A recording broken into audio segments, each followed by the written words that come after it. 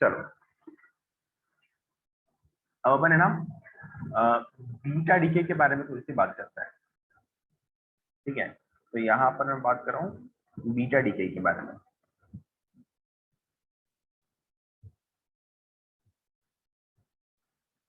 ठीक है, तो बीटा डीके में असल में दो पार्ट होते हैं। इसमें पहला होता है बीटा माइनस डीके और दूसरा होता है बीटा प्लस डीके। इस तरह से दो टाइप के डीकेस होते हैं, बीटा माइनस और बीटा प्लस। ठीक है, सबसे पहले अपन क्या करने वाले हैं, अपन इसको फोकस करेंगे, बीटा माइनस डीके को स्टडी करेंगे। ठीक है, तो सबसे पहले आपको यह समझना है कि बीटा माइनस का मतलब क्या होता है। बीटा माइनस का मतलब होता है इलेक्ट्रॉन। ठीक है, जब भी आपसे बोलेगा कि बीटा माइनस पार्टिकल के बारे में बात कर रहे हैं, मतलब वो लोग बेसिकली किसके बारे में बात कर रहे हैं, इलेक्ट्रॉन के बारे में बात कर रहे हैं। बीटा पार्टिकल मतलब एक तरह से इलेक्ट्रॉन होता है। ठीक है, बीटा माइनस का मतलब होता है इलेक्ट्रॉन। और अगर बीटा प्लस के बारे में बात करें तो बीटा प्लस होता है पॉजिट्रॉन। बीटा प्लस होता है पॉजिट्रॉन। अब भाई साहब पॉजिट्रॉन क्या होता है, देखो जो पॉजिट्रॉन है ना, पॉजिट्रॉन जो है वो इलेक्ट्रॉन का एंटी पार्टिकल है।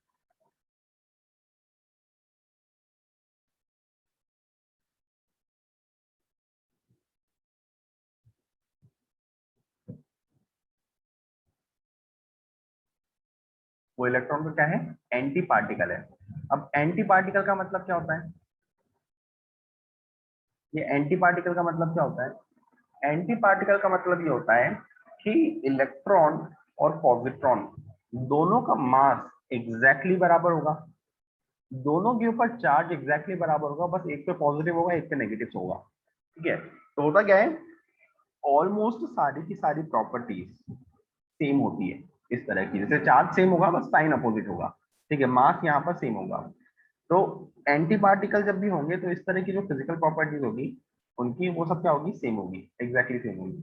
ठीक है, और अगर दो चीजें एक दूसरे के एंटी पार्टिकल्स हैं तो जब ये दोनों पार्टिकल्स कोलाइड करेंगे तो ये पूरे की पूरे पार्टिकल्स गायब हो जाएंगे। ठीक है, अगर एक इलेक्ट्रॉन और एक पॉजिट्रॉन इसी तरीके से आके कोलाइड कर जाते हैं तो ये दोनों एक दूसरे को पूरी तरीके से गायब कर देते हैं, मतलब ये पार्टिकल्स ही गायब हो जाते हैं। और जब ये पार्टिकल्स गायब होंगे तो इनका मास भी गायब होगा। ठीक है, तो ये जो भी मास गायब होता है ये सारे की सारा एनर्जी के फॉर्म में कन्वर्ट हो जाता है। ठीक है, एंटी पार्टिकल्स की प्रॉपर्टी क्या होती है कि अगर ये दोनों पार्टिकल्स एक दूसरे से मीट कर जाते हैं तो ये दोनों एक दूसरे को एनाइलेट कर देते हैं, मतलब एक दूसरे को खत्म कर देते हैं, कैंसिल कर देते हैं। और जो भी मास गायब हुआ है उसकी करस्पॉन्डिंग एनर्जी एमिट हो जाती है। ठीक है, तो यहाँ पर अपन ऐसा बोल सकते हैं,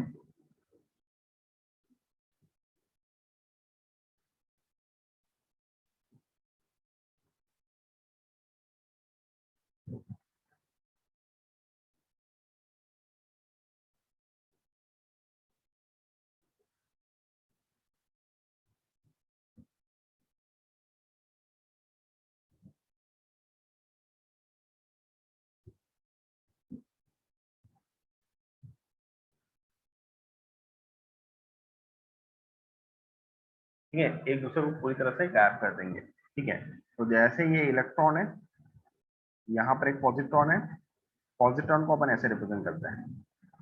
ठीक है, ये इलेक्ट्रॉन ये पॉजिट्रॉन, ये इधर आ रहा है ये इधर आ रहा है, दोनों कोलाइड करते हैं और कोलाइड करने के बाद क्या होगा, ये दोनों पूरी तरीके से वैनिश हो जाएंगे और सिर्फ क्या बन जाएगी, एनर्जी बन जाएगी।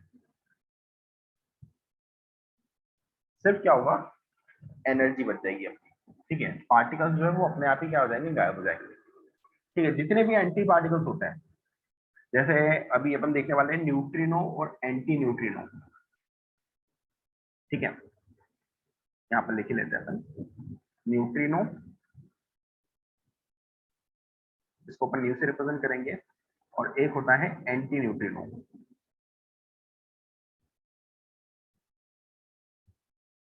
इसको अपन न्यू बार से रिप्रेजेंट करेंगे, ठीक है।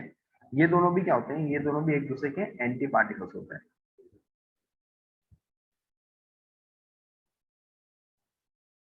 ठीक है। अगर ये दोनों पार्टिकल्स भी एक दूसरे से कभी मीट करते हैं या कोलाइड करते हैं, तो ये दोनों एक दूसरे को गायब कर देते हैं, एक दूसरे को पूरी तरीके से वैनिश कर देते हैं, और वैनिश करने के बाद क्या बचेगा, सिर्फ एनर्जी बचेगी, ठीक है। तो ये एक छोटा सा पोर्शन अपन ने देख लिया बीटा डीके के बारे में, ठीक है। अभी अपन ने बस ये देख लिया beta positron, neutron, anti neutrino anti particles होते हैं, कितना छापो, फिर अपन आगे देखते हैं।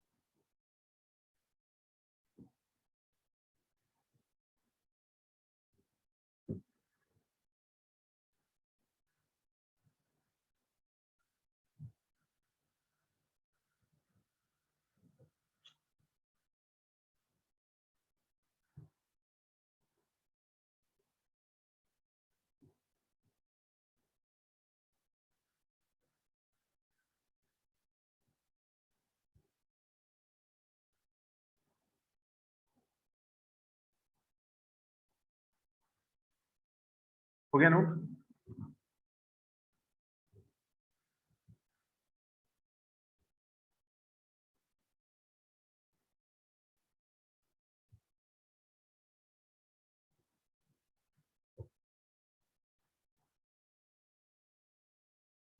चलो देखो, अपन इसकी इक्वेशन पे आ जाते हैं,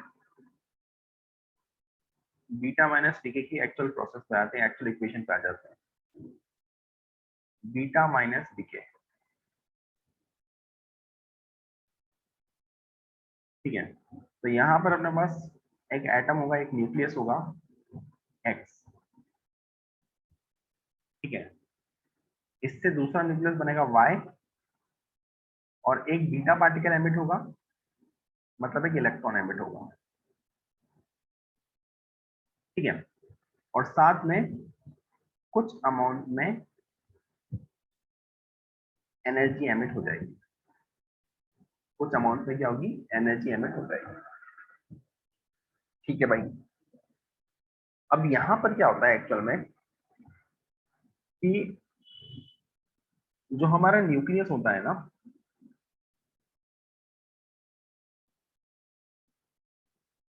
ठीक है, जो हमारा न्यूक्लियस होता है, उस न्यूक्लियस में एक न्यूट्रॉन, एक न्यूट्रॉन कन्वर्ट हो जाता है प्रोटॉन और एक इलेक्ट्रॉन में।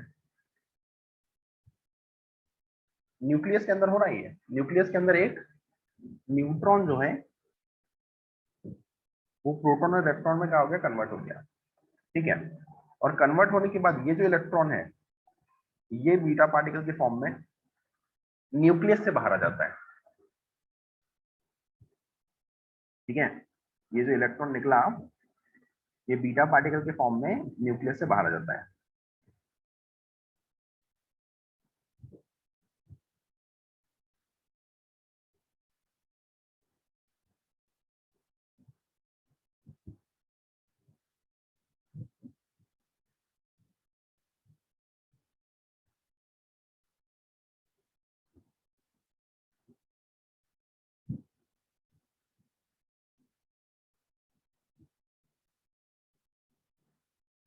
ठीक है, अब समझना है यहाँ पर कि यहाँ पर क्या हुआ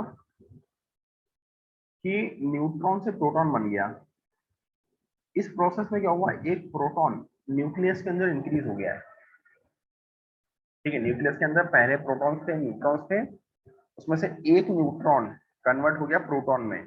तो नंबर ऑफ प्रोटॉन्स क्या हो जाएंगे, बढ़ जाएंगे। नंबर ऑफ प्रोटॉन क्या हो जाएंगे, एक से बढ़ जाएंगे। तो नंबर ऑफ प्रोटॉन बढ़ने की वजह से जो एटॉमिक नंबर है वो भी एक से क्या हो जाता है, इंक्रीज हो जाता है। एक प्रोटॉन बढ़ गया है न्यूक्लियस के अंदर, तो जो एटॉमिक नंबर है वो भी एक से बढ़ जाएगा। ठीक है, अच्छा, अगर अपन मास नंबर के बारे में बात करें, ठीक है, तो मास नंबर क्या होता है, मास नंबर होता है number of neutrons plus number of protons. ठीक है, अब यहां पर क्या हुआ है, ये दोनों का जो सम है, न्यूट्रॉन्स और प्रोटॉन्स का जो सम है वो चेंज नहीं हुआ है। न्यूट्रॉन और प्रोटॉन का जो सम है वो क्या हुआ है, चेंज नहीं हुआ है। क्योंकि बेसिकली हुआ क्या, एक न्यूट्रॉन प्रोटॉन के अंदर कन्वर्ट हो गया। ठीक है, तो एक न्यूट्रॉन कम हुआ तो एक प्रोटॉन बढ़ भी गया है ना। एक न्यूट्रॉन जो है वो क्या हुआ, प्रोटॉन के अंदर जब कन्वर्ट होता है तो न्यूट्रॉन एक से कम हो गया, न्यूट्रॉन एक से कम हो गया और प्रोटॉन एक से बढ़ गया। तो दोनों का जो सम है वो तो क्या रह जाएगा, कांस्टेंट रह जाएगा। ठीक है, कांस्टेंट रहने की वजह से जो मास नंबर है वो वही की वही रहता है।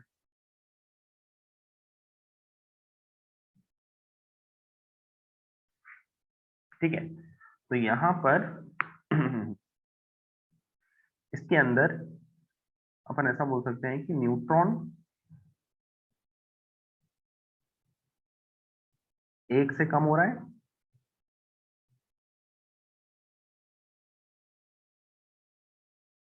और प्रोटॉन एक से बढ़ रहा है।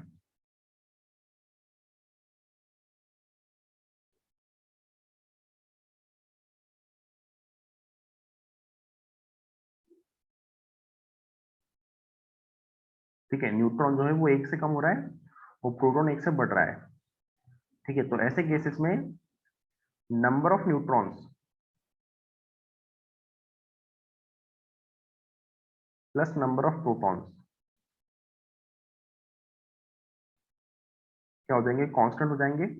और ये कांस्टेंट होने की वजह से जो मास नंबर है वो क्या हो जाता है, कांस्टेंट रह जाता है। मास नंबर चेंज नहीं होता है। ठीक है, ये एक से कम हुआ वो एक से बढ़ गया, ओवरऑल तो क्या होंगे, ओवरऑल दोनों का सम क्या रह जाएगा, कांस्टेंट रह जाएगा। तो हमारा जो मास नंबर है वो क्या रह जाता है, कांस्टेंट रह जाता है। इसीलिए अपन ने इस मास नंबर को वही के वही रखा है। ठीक है, और जो हमारा एटॉमिक नंबर है वो एक से बढ़ गया है क्योंकि नंबर ऑफ प्रोटॉन्स बढ़ गए हैं। है ना, जैसे ही एक न्यूट्रॉन प्रोटॉन के अंदर कन्वर्ट होगा वैसे ही प्रोटॉन एक बढ़ जाएगा। ठीक है, इसको नोट कर सकते हो।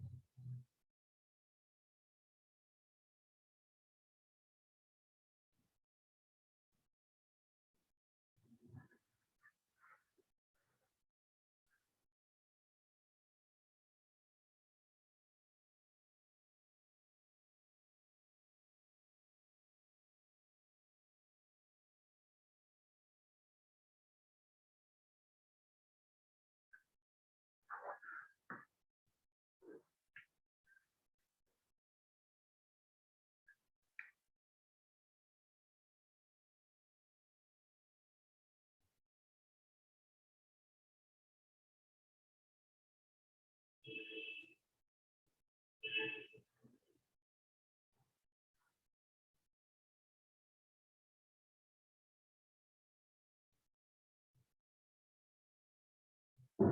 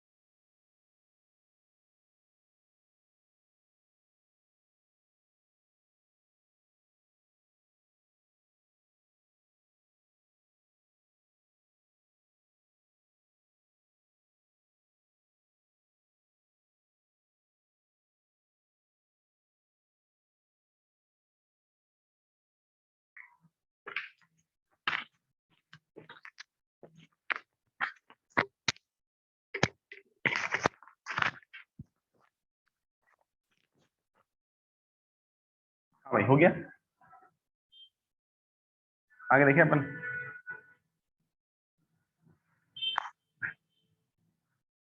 देखना क्या हुआ, एटम था, डीके हुआ और एक इलेक्ट्रॉन निकल गया। बेसिक प्रोसेस बीटा डीके की, ठीक है। और यहाँ पर क्या हुआ, जो एटॉमिक मास था वो वही की वही रहेगा और एटॉमिक नंबर जो है वो 1 से इंक्रीज हो जाएगा। ये होता है बीटा माइनस डीके में,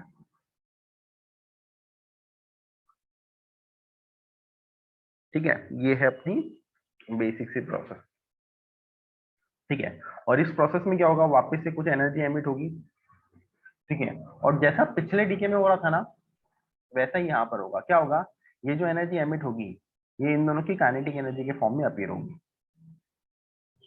ये जो भी एनर्जी एमिट होती है ये क्या होती है, इन दोनों की काइनेटिक एनर्जी के फॉर्म में अपीयर होती है, ठीक है। अगर आपको इलेक्ट्रॉन की काइनेटिक एनर्जी लिखना है, इलेक्ट्रॉन की काइनेटिक एनर्जी लिखना है, या अगर आपको बीटा पार्टिकल की काइनेटिक एनर्जी लिखना है, ठीक है, तो आप क्या करोगे, Q लिखोगे, इसको डिवाइड करोगे mass of Y plus mass of electron से, और ये कर देने के बाद अगर मुझे इसकी काइनेटिक एनर्जी निकालना है तो मैं दूसरे वाले के मास से मल्टीप्लाई करूंगा। इसकी काइनेटिक एनर्जी निकालने के लिए दूसरे वाले के मास से क्या करेंगे, मल्टीप्लाई करेंगे। तो अपन मास ऑफ वाई से यहाँ पर मल्टीप्लाई कर देंगे। तो इस केस में अपने इस पार्टिकल की काइनेटिक एनर्जी आ जाएगी, ठीक है। अगर मुझे काइनेटिक एनर्जी ऑफ वाई निकालना है, ठीक है, इसकी काइनेटिक एनर्जी मुझे निकालना है, तो मैं क्या करूंगा, क्यू लिखूंगा, उसको टोटल मास से डिवाइड करूंगा, ठीक है। और ये करने के बाद इसकी काइनेटिक एनर्जी निकालने के लिए दूसरे वाले के मास से मल्टीप्लाई करेंगे, ठीक है। तो दूसरे वाले के मास से क्या कर देंगे, मल्टीप्लाई कर देंगे। अब यहाँ पर होता क्या है ना, यहाँ पर अगर आप देखोगे तो ये जो इलेक्ट्रॉन है, इस इलेक्ट्रॉन का मास बहुत छोटा सा होगा कंपेयर टू न्यूक्लियस। अगर आप इसको ध्यान से सोचोगे तो एक न्यूक्लियस है आपके पास, न्यूक्लियस के अंदर प्रोटॉन्स और न्यूट्रॉन्स होते हैं, ठीक है। तो उसका मास बहुत ज्यादा होगा, और जो इलेक्ट्रॉन का मास है वो क्या होगा, बहुत ज्यादा कम होगा। जो इलेक्ट्रॉन का मास है वो क्या होगा, बहुत ज्यादा कम होगा, ठीक है। तो हम ऐसा बोल सकते हैं कि ऑलमोस्ट सारी की सारी एनर्जी, पूरी की पूरी एनर्जी ये बीटा पार्टिकल ले जा रहा है। ये बात समझ में आ रही है कि यहाँ पर क्या होगा, यहाँ पर मास ऑफ इलेक्ट्रॉन बहुत ज्यादा छोटा होगा। ये छोटा होने की वजह से जो बीटा पार्टिकल की एनर्जी होगी, ठीक है, बीटा पार्टिकल की जो एनर्जी लिखी है अपन ने, उसमें अपन क्या कर सकते हैं, इसको नेग्लेक्ट कर सकते हैं क्योंकि ये बहुत छोटा है। इसको नेग्लेक्ट करने के बाद ये टर्म कैंसिल हो जाएगी। कैंसिल होने के बाद बीटा पार्टिकल की काइनेटिक एनर्जी क्यू के बराबर आ जाएगी लगभग। ठीक है, मतलब ऑलमोस्ट सारी की सारी एनर्जी बीटा पार्टिकल ही ले गया। ठीक है, तो हम ऐसा बोल सकते हैं कि ऑलमोस्ट सारी एनर्जी बीटा पार्टिकल ले जाता है।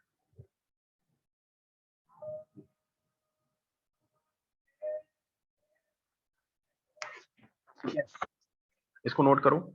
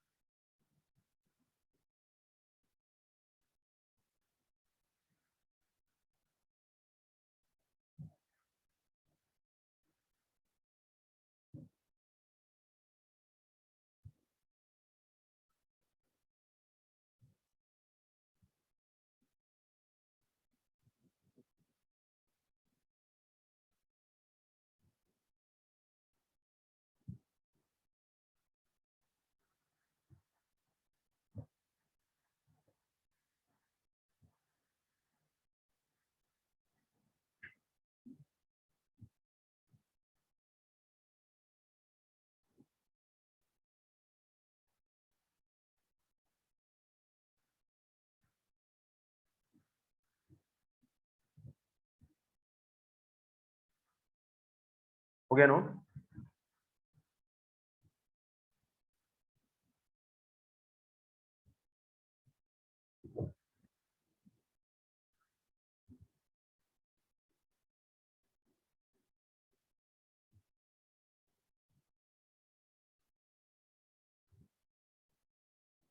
यहाँ पर ये टर्म बहुत छोटी सी थी तो इसको नेग्लेक्ट कर दिया। ठीक है, नेग्लेक्ट करने के बाद ये दोनों टर्म कैंसिल हो गई, तो ओवरऑल से क्यू बचा था।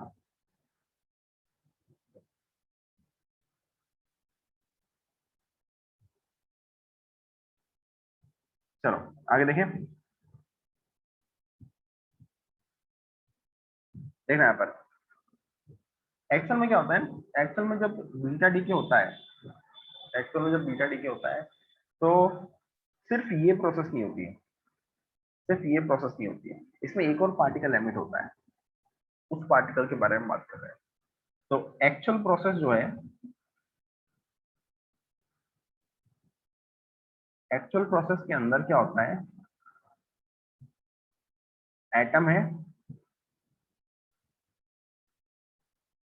बीटा डीके हुआ, बीटा डीके में एटॉमिक मास तो उतना ही रह जाता है, एटॉमिक नंबर जो है वो एक से बढ़ जाता है। ठीक है, ये अपना बीटा पार्टिकल एमिट हो गया। ठीक है, इसके साथ में क्या होता है, एक एंटी न्यूट्रिनो प्रोड्यूस होता है। इसके साथ में क्या होता है, हमारा एक एंटी न्यूट्रिनो प्रोड्यूस होता है। ठीक है, अब एंटी न्यूट्रिनो भी एक बहुत छोटा सा पार्टिकल है जिसका मास बहुत कम होता है।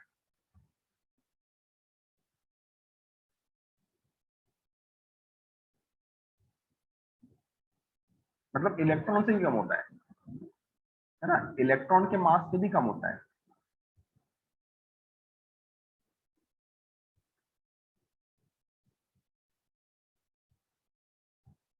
ठीक है, और पहले तो ऐसा माना जाता था कि एंटी न्यूट्रिनो का मास 0 है, लेकिन बाद में फर्दर डिस्कवरीज हुई और उसमें ये रिवील हुआ कि एंटी न्यूट्रिनो के पास कुछ अमाउंट में मास होता है। ठीक है, और ये एक ऐसा पार्टिकल है जिसको डिटेक्ट करना बहुत मुश्किल है। ठीक है, बहुत इजीली डिटेक्ट नहीं हो पाता ये पार्टिकल, बहुत डिफिकल्टी होती है इसको डिटेक्ट करने के लिए। ठीक है, तो ये एक स्लाइट डिफरेंस होता है प्रोसेस के अंदर, और ऑब्वियसली एनर्जी तो एमिट होगी ही होगी। ठीक है, अब यहाँ पर आपको ये चीज समझना है कि जिस भी प्रोसेस में यहाँ पर हो क्या रहा था, न्यूट्रॉन से एक प्रोटॉन बन रहा था और एक इलेक्ट्रॉन एमिट हो रहा था।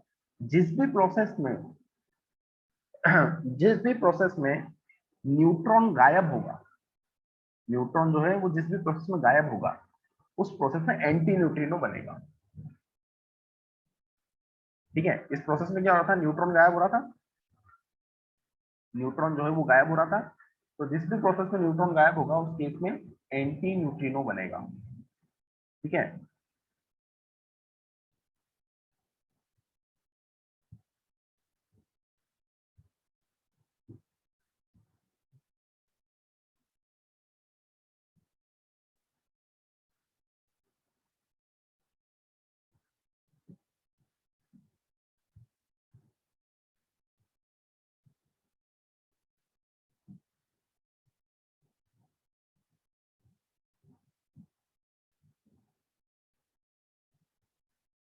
ठीक है।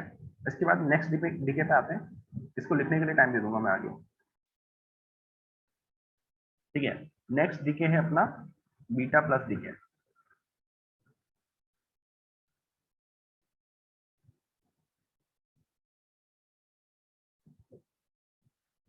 ठीक है, इसमें क्या होता है, एटम होता है,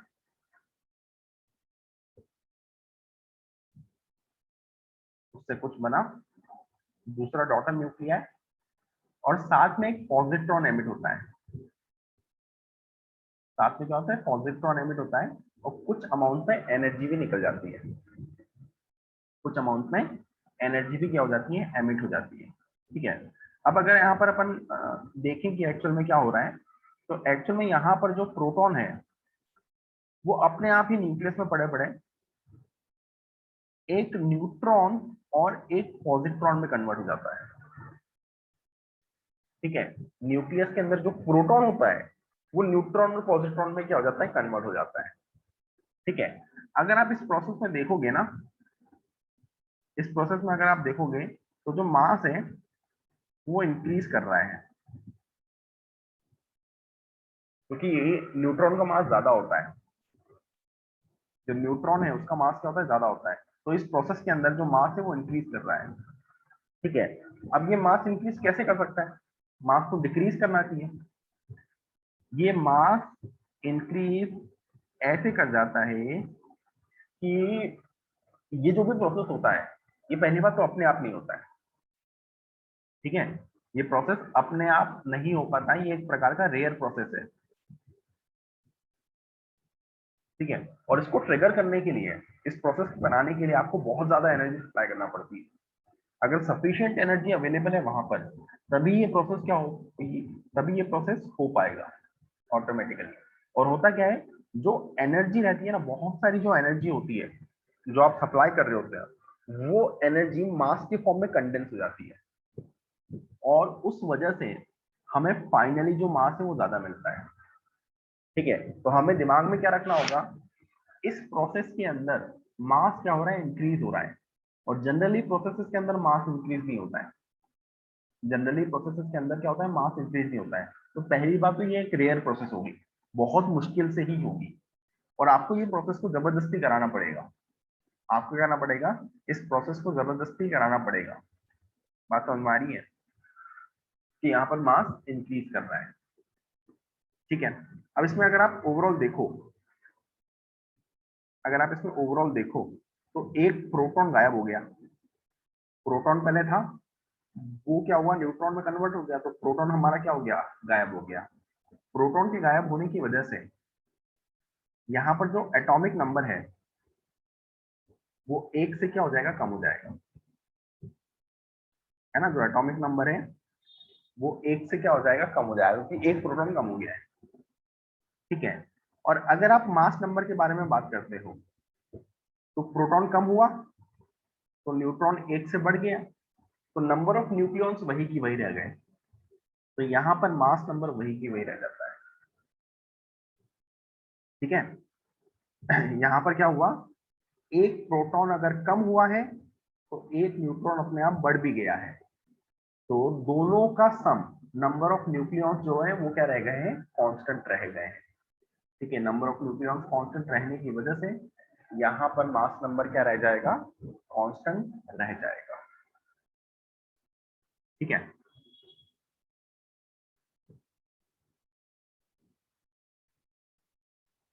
चलो कितनी बात समझ में आई अपने को कि यहाँ पर बीटा प्लस डीके में क्या हो रहा है।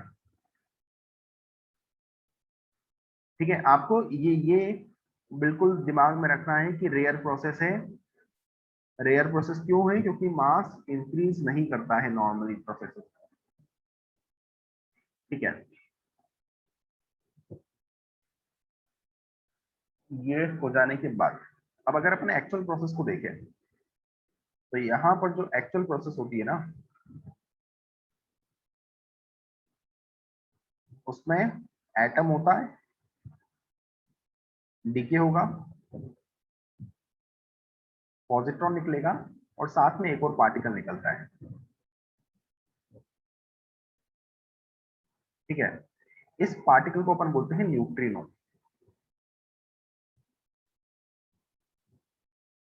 इस पार्टिकल को अपन बोलते हैं न्यूट्रिनो। ठीक है, जिस भी केस में न्यूट्रॉन बनेगा, उस केस में न्यूट्रिनो एमिट होगा। ठीक है, अगर आपकी किसी प्रोसेस में न्यूट्रॉन जनरेट हो रहा है,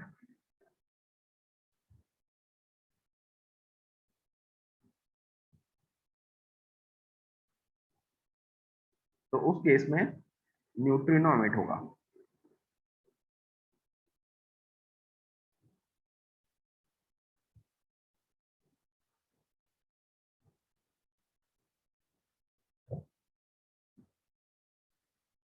ये बात अपने को समझ में आती है।